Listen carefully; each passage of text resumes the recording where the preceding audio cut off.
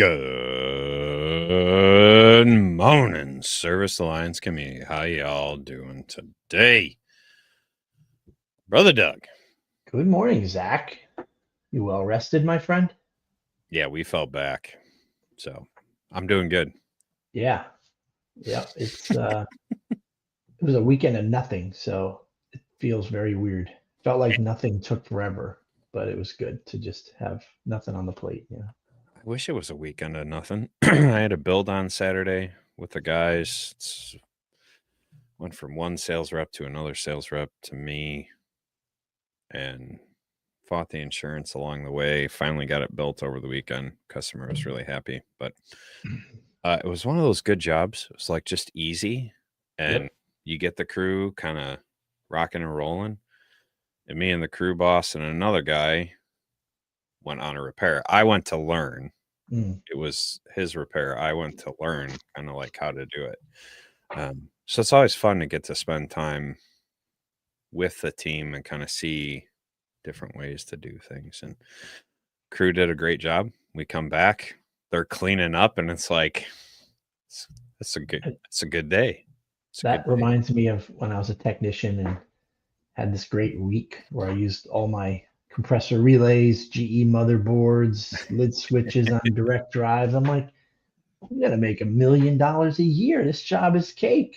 And then, 2 weeks later, the curveballs on a rusty screw will hold you back, and you're like, oh, that's real life. Yeah, we But won't talk you about have the rest of the week that I that's right. That's right. You have to embrace. You have to embrace and be grateful for the moment, right? Yep, 100%, Yep. 100%. Yep. Well, so the mastermind coming up is goals. I love goals. I talk about them all the time, mostly because I need the constant reminder to set them. I will set them and then I will forget them. Mm. I will go for a really, I'm not the set a New Year's resolution guy, Mm. but I'm also not like that great visionary that continues punting the football, like, Mm. okay, cool, we beat this one, let's go to this next one. I can do it great for about like 6 or 8 months, and then I just fall off the rails. So I like to remind everyone else because I feel like I'm not alone in that. I feel like I have goals and then I have wish list goals. Yeah. Like Yeah. balanced in exercise and movement, balanced in diet or whatever. I want it so bad. What's different about maybe my professional life and professional goals is that if I identify them, then I put something in my short-term vision, the task, the goal, Yeah. the smaller goal to get the bigger goal. And so I'm not sure what it means. I have to meet with my therapist and find out why I choose not to put those to-do items or small goals in that journey of getting to the big place, because you don't just overnight become great at anything. You just don't. It's always hard work, and it's always putting little tiny steps in place. So certain areas of my life, I do that very well, and others I don't. But you We're can't just wish it. You have to strategically plan it, right? and we're going to talk about some of that today because the reality for both of us is some of it may not align with our vision statement for ourselves, our personal Mm. vision statement, and our business vision statement. Some of you in the audience may not even have a vision statement. You're like, what the heck are these two guys talking about? And so it makes it hard. Like those little goals, we don't do them. Probably, I would venture to guess, Doug, they don't actually serve the greater vision, which means they get kind of cast aside. It might mean that goal that we set isn't a goal that serves us. It isn't a goal that aligns with who we are. And Sure. maybe we need to kind of reassess that. So that's what we're talking about today, like how to take and create a vision statement, what to do if you get stuck creating that, and then how to kind of channel that into creating goals for yourself as well as for your business. Yeah. So should be a good one. We'll see. Love it. Well, let me start us off with some prayer. Morning, Andrew and James. Yeah, let's do it.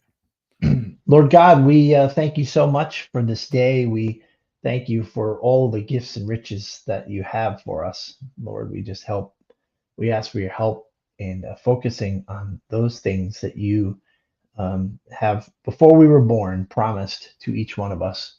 Lord, help us be great servants and children of God. And we lift up Andrew and James to you this morning and all those who listen. But we lift up those two people to you, and we ask that you sense your presence. They sense your presence and implement you in their personal and business vision statements, as we can help people, um, and also help ourselves. But Lord, with your hands and with your vision, in Jesus' name, Amen. Amen. So let's start off with the heck is a vision statement. Mm. Maybe let's start off with what it's not. It's not a resume. It's not a to-do list. What else isn't it? It isn't a New Year's resolution. It isn't a vague idea of self. Mm. It is an aspirational future defined by one or two, maybe three sentences. You define them, not anyone else. This is you defining that vision statement. With that said, it's worth mentioning it's not what you think your mom and dad wanted for you, nor your spouse, or to be a great person for your children. I mean, those are all things we work towards, but that does not come into your personal vision statement as far as where you want to head. I mean, um, you can wish those things to benefit the people around you, Yeah, but that broad statement of help me be a great husband, or I want to be a great husband or a great wife, doesn't great really boss. spell any, Great. yeah, Yeah. doesn't spell anything out. It's a very broad thing. As a matter of fact, in my personal vision mission statements, I'm thinking about, like, now that you begin to plan and think about the future, which I never really did well. Of course, I want to live a long life because now I have a lot of things I want to do. So in my statement, I realized, based on what you said earlier today, Zach, I have this broad blanket statement of living a long life. That, like, how am I going to do that? If that's something that I want to put in my statement, then how do I want to accomplish that? What's the journey in that sentence of I want to live a long life? That doesn't belong there unless it's defined better, you know. I I know there's some sarcasm dripping out of this. Isn't it just I fix his appliances as long as Wait a minute. He I stole mine from 1988 to 2009. Andrew, that was my mission and vision statement right there. That's yeah. what it was. Oh, jumping ahead. Yes. Yes, core values Yeah. are very central to Mhm. creating a vision statement. And they aren't the only thing, but like if you don't have those core values of who you are defined, um, then nothing else Mhm. is going to happen. So yeah, the core of it is starting with self-reflection and figuring Mhm. out what those values are: integrity, freedom, growth, charity, right? What are the things you're naturally strong at? What are the things that you're naturally passionate about? Um, and I know, so like when I created mine, and I man, I really need to go back because like you, there was a bunch of vague garbage in there. It doesn't serve it, and it doesn't allow those goals to flow from there. So um when you're trying to create a vision statement, it's easy to get stuck. I got stuck. And so um there's two ways you can do it. You can look at it kind of in a positive, and you can look at it in kind of a negative, depending on which way your mindset works. Um but you want to articulate the future and what brings you energy and fulfillment and joy, right? You look at the peak experiences when you felt the most. alive, the most proud of yourself, right? Um, in the negative space, you can also, and sometimes this is the easier place to start. I found it easier to start. You define the things that you don't want.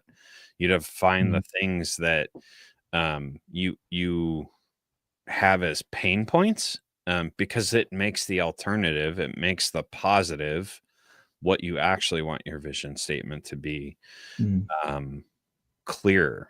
So as you write down a pain point, then you begin to write the opposite, right? So feeling constantly, this is a great example, feeling constantly rushed and stressed. The ideal alternative is living with intention and calm and mm. focus. Man, I would love intention, calm, and You focus. could be, yeah, right. Yeah. So It's if you, overwhelming though, don't you? Well, oh, maybe not for you, but it is for me, Zach, to it's try to it's think about overwhelming even for me, right? Like this is not a, it, I won't sugarcoat it. It's not a simple task. It's not an easy it's simple, but it's not easy, right? It's a simple task. It's not very long, it. Mm. but it's not an easy task to accomplish. It can be. Yeah, ChatGPT could help us now. You really just kind of brain dump into it and help it structure you. There were some basic questions, pre-chat GPT that helped me try to figure out my personal mission statement, which is list all the things that are important to me. Uh, and then after that, what do others consider are my strengths? Which is important because then you're looking at it from outside of your perspective. And then, identify your legacy. What do you want to be remembered for? So I took several, like a page of each there, and just kind of started crossing out things or circling things that became the top of my priority list, or I started to number them. And then from there built it. But I think it's something that has to be revisited, just like your business does. You have to revisit your mission and vision statements because things change in the world and inside of you, right? Yeah. Oh, for sure.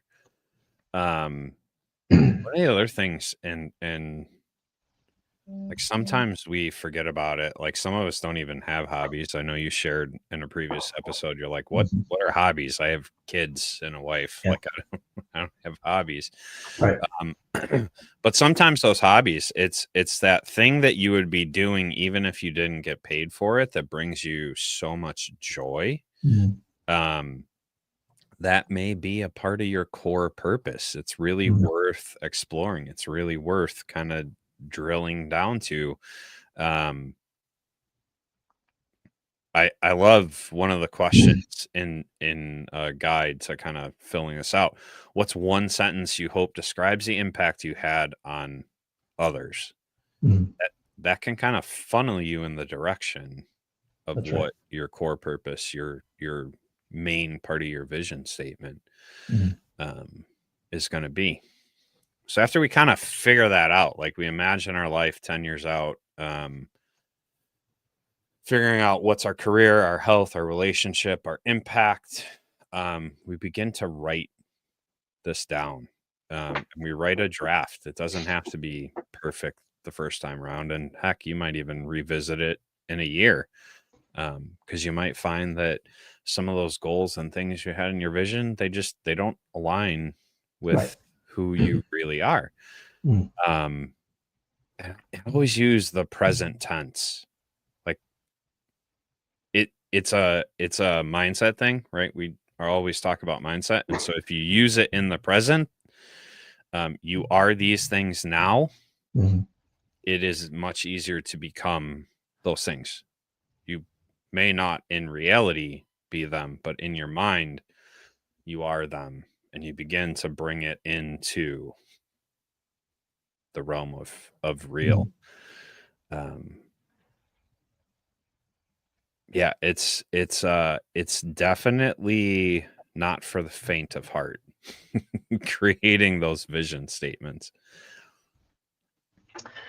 Well, I think a lot of us are right where Andrew's semi humorous statement was, right? You know, I'll do this until it isn't easy anymore.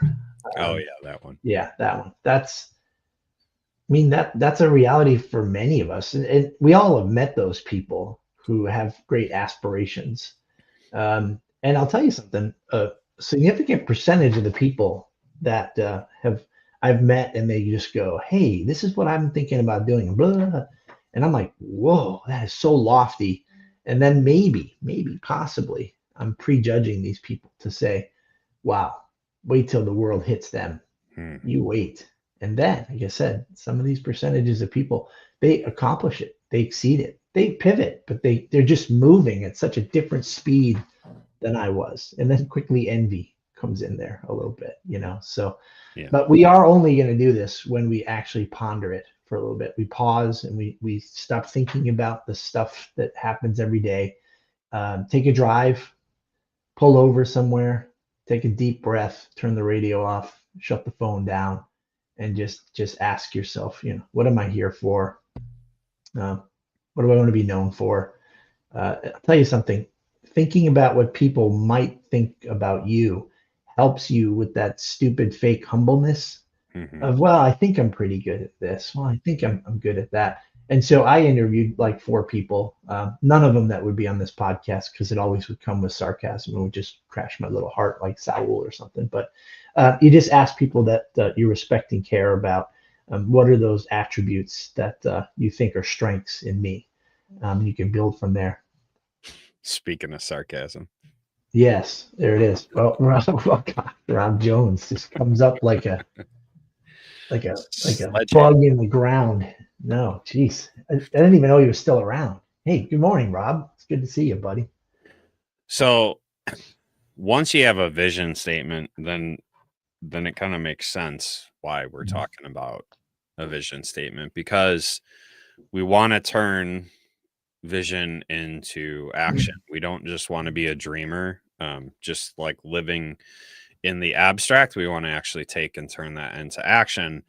And so goals for yourself as well as for your business are super important. And Mhm. I don't know about you, Doug, but have you ever gotten stuck like creating those personal goals and those business goals, and you're like, well, that didn't work out. Why did I make that a goal? If it wasn't filtered through the vision statement, Right. we end up with a lot of stuff on our goals, our Mhm. to-do list, Mhm. um, that we just don't find joy in. We don't find alignment with. We don't actually want to achieve it. We Mhm. fight taking the steps to make that goal happen. Where if we would have filtered that through Mhm. our vision statement, it never would Yeah. have made it to the list. Yeah. Something else Yeah. would have been there. Well, sometimes we have to fill the void with something. We have to seat fillers. Again, because we haven't taken that time to pause and reflect. What brings you joy? You know, that's I think is a great question to ask yourself. What brings you joy, and then how do you plug that into your day to day life?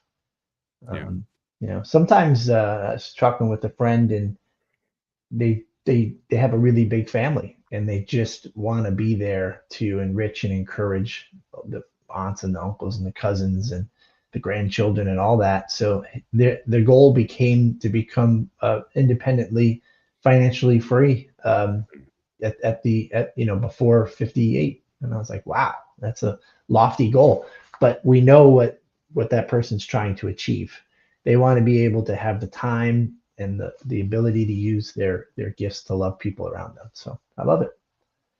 So as we're beginning to bridge that gap between vision and our actual goals, we're gonna break down the vision into broad categories: career, wellness, finance, relationship. In our business, it could be short term, you know, employees. It could be areas that we're servicing. It could be um, types of services that we offer. Right, we're gonna break these things down, whether it's a personal or a business at a goal. We're gonna Mhm. break it into these broader categories, because then it becomes a little more manageable.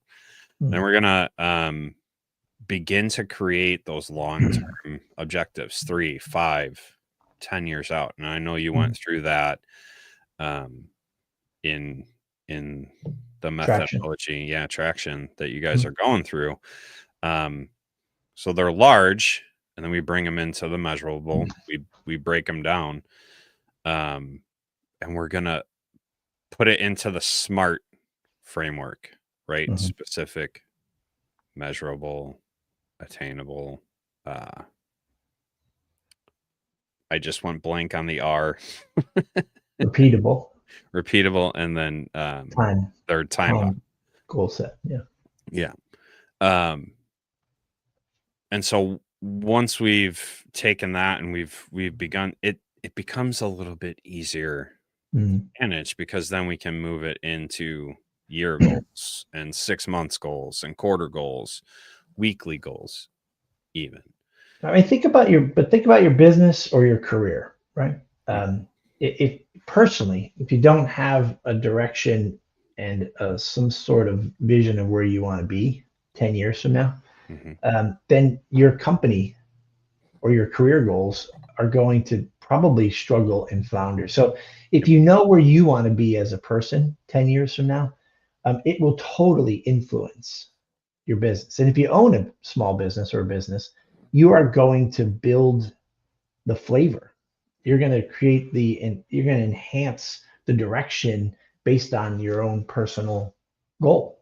Uh, if you want to sell your business, if you want to build it to sell it, well, that's going to be part of your 10-year vision. But why do you want to build and sell it? What are you trying to do personally in your own life that you want to flip a business, right? Or that type of thing. So it's great how the personal ties into and begins to develop what your business 10-year plan looks like. So Mhm. the adverse side of that is if you don't know what you want to do, then your company and its direction will probably be as similarly lost as you are. I went through another shift within the roofing industry right last year. Um, Thought I had the vision filtered out, and what I found a lot of things that I didn't want.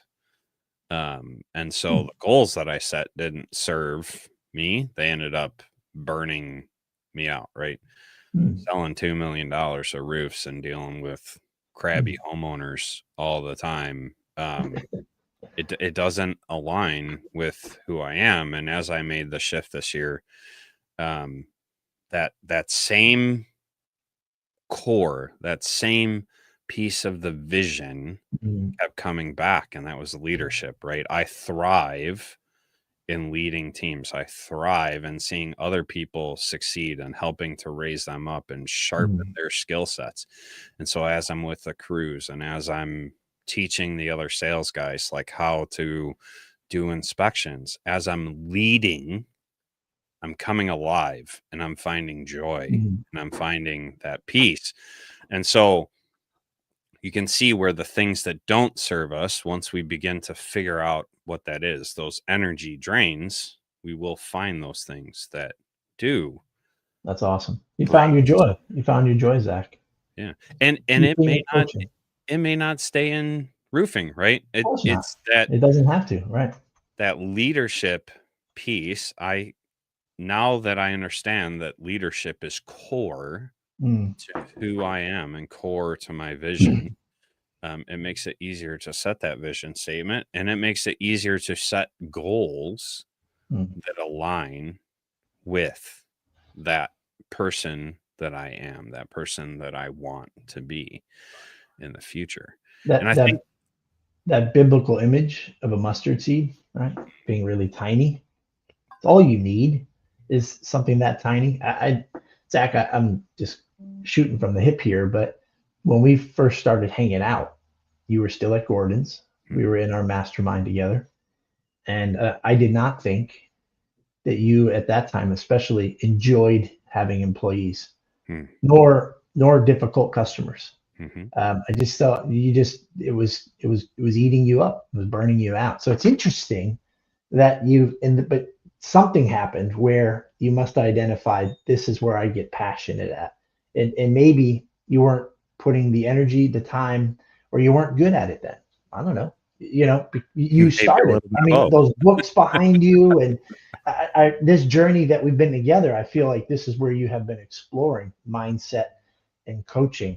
So a Mm. little bit of irony, maybe, that Oh, you were like, oh my gosh, these employees, I, I just had no patience for them. But to be a coach, you have to have great patience. You have to be able to guide them. So irony and coolness that you found the thing that brings you joy. It's not making a lot of money selling roofs or turning a conversion into a sale, but it is teaching people how to convert into sales. That's where you're finding your joy. I love it. and let's talk about that drain and that misalignment because some of it comes from not having clear vision and clear goals. A lot of that burnout I was experiencing is because I was living a dual life. I Mm, was doing the work on the road and trying to lead a team, mm, and one brought me joy and one drained me of joy. wow. And so it Wow. was a constant It was back always there, Zach. You didn't change your mind. You just didn't have the time to put into it. him. And that created that Chicago bitterness that you have or had. So I love it. I love it. You weren't feeding it. You were choking it out by doing the appliance repair on top of that. Yep. The things it didn't. Yeah, I love that. That's really cool. Yeah. It's an interesting thing, and I don't think I am alone in that. I think there are probably a lot of guys who would be perfectly happy to do the work, and that's what aligns with them. Rock and roll. There's nothing Sure. wrong with that. For me, I don't get the joy in doing the work. Yes, I get joy in figuring out the puzzle. I love being on roofs and tearing crap Mhm. apart like a lot of you guys enjoy being in houses and tearing Yeah. dryers apart and washers apart and all that stuff. But I find more joy in teaching someone else how to do it. I really enjoy when another salesman comes up on the roof and he's like, "Why the heck are you doing it that way?" Mm, "Oh, well, here's why. Here's what I yeah. found. And then you go through it with them. I'm sure there's a bunch of you guys in the audience who, when you're teaching a new technician, you're like, "Wow." It's not about turning the wrenches when you're teaching that technician. Right. It's it's finding the joy in passing that skill set off to someone else. Now, if you don't have that vision statement, if you don't have those goals aligned to make it possible for you to be off the road, if that is your goal, if you're aligning like I am to be off the road and teach these guys, if you don't have all that stuff set up, Mm, you're going to find yourself in that push and pull, burnt out, and end up with a pissy Chicago attitude sure. like Doug described from me in the beginning. My vision, my core, that leadership piece never left, Right. Yeah, I love but I that. wasn't able to fill that portion because I hadn't clearly defined Mm, what I wanted and how I was going to get okay. there. Vision is what, Mhm. the goals are how. You need both. You need Patrick Lencioni, right? Six Working Geniuses. Go find that online. Six Working Geniuses. Take the test. What are the things that bring you joy? And what are the things that frustrate you? Once you identify those two, you can really take off. Yeah, in spite of your DNA, It's Zach, true. It's true. right? Can you imagine that? Great coaches, great people coaches come from Chicago. You would never think. I would just think it's the mafia threatened approach. But there you go. Yeah, it's an interesting thing when you actually get to live in that purpose. It changes your attitude, it changes your interactions with others, right? Like even at church leading the sound guys, like there's just more joy and more happiness because I'm in a better space. I'm looking and seeing the guys that I'm teaching and leading Mm, having more joy and having more fun in what they're doing, right? right. And so it is your duty as a leader, because if you own a company, it is your duty Mm, to be a leader within that company. If Yeah. you're a manager within that company, if you're an employee, it is your duty to have some type of vision and some type of goal set, um, p because we're designed to help Mhm. others, Yeah. right? And Yeah. when we don't, everything around us, it's like a poison, right? It Sure. makes everything else around us kinda Sure. crumble. Yeah. Yeah. And we're all different, but I'd hate to say that I might be similarly driven like Rob is, right? Um, Having the light bulb moment happen is invigorating for me, but to see it happen in others is kind of what I live for, because then that you're impacting them when they have an aha moment in their life or their career changes just a tiny bit. It's a long journey there. But the light bulb moment is the trick as leaders, trying to get people to see the thing. I'll tell you what, sort of my part of my 10-year plan, hopefully less than that, would be to find somebody that can take over the spot that I have. Mm, So what do I have to do to be able to hand that off and not worry about failure? Is making sure that the that everything's in place: vision, mission, process, procedure. And then wouldn't it be cool to find somebody that would thrive in adding their own flavor to the company's mission and vision statement? It would take a turn from the direction I'm sending it in, but still heading us towards where we're trying to go.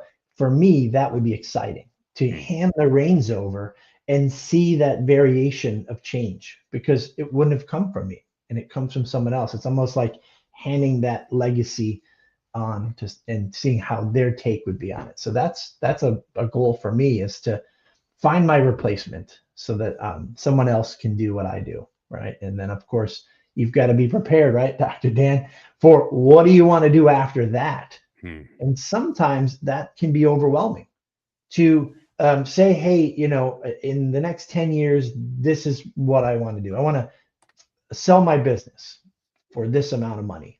What do you got to do to get there? Can you imagine if you were able to do that and you don't know what you want to do next?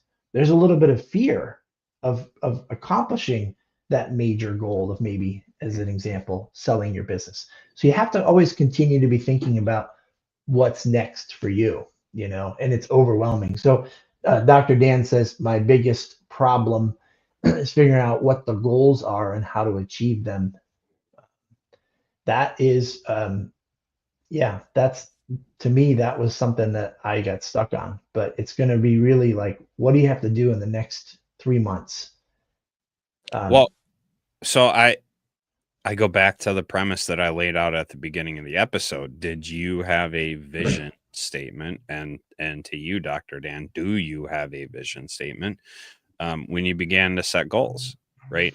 I venture to guess, Doug, that you did not have a personal vision statement when you first started setting goals for Action Appliance, and you were in this no, constant. no. Exactly, you're absolutely right. The personal mission and the time that I drove to the state park in the parking lot and just sat there and answered those questions, and my strengths, and trying to identify them to create my own personal statement. Then after that, I was where Dan was at, like, well, now I'm on fire, but I don't know how to make this happen. Traction became the vehicle, because it's literally a whole system of taking your company, identifying what that company is, setting the 10-year goal, and breaking it down into smaller bites. So, yeah, I sought out traction because I got on fire about who the heck am I and where do I want to be 10 years from now? Because I was tired of being sort of a little raft with a sail getting blown around by the wind and just going in the direction that the wind was guiding me. So it definitely started with the personal goals. Yeah. Yeah, and I Yeah. knew that needle nose was in my personal goals for absolutely, because you can't fix these newer appliances with needle nose pliers. It's just not possible. So I knew I had to step out of the realm from the way it used to be. Yeah. So, if you guys missed the beginning of the episode, go back after this publishes and watch that beginning again, because getting your vision clear, that personal vision, and then you can set a company vision, and then you can really begin to set goals. You can't put the cart before the horse. It's not going to work. And I know from experience, so many of us put goals first, and then we try and just powerhouse through these goals, and we try and muscle through these goals, and then we don't achieve them, and then we get frustrated, and we're like, well, goal setting's stupid. Why would I set goals? That's just a dumb thing to do. Right. And it's because we're putting that cart in front of the horse, and we're trying to set goals before we know where the heck we want to go. We don't understand or have a clear sense of personal and business vision, and then we're trying to set goal, and it's just backwards. It's just backwards. So go back to the beginning of the episode. Begin to think through what that vision is, and then start setting your goals. Now, Dr. Dan, just want to say something to you again. Excuse me. To figure out my personal mission statement. Again, I did an exercise, which was what is important to me, and I just made a long list, right? And then I needed to find out. I had to ask myself, what do I consider are my strengths that God has given me, and that I think are good. Identify my legacy.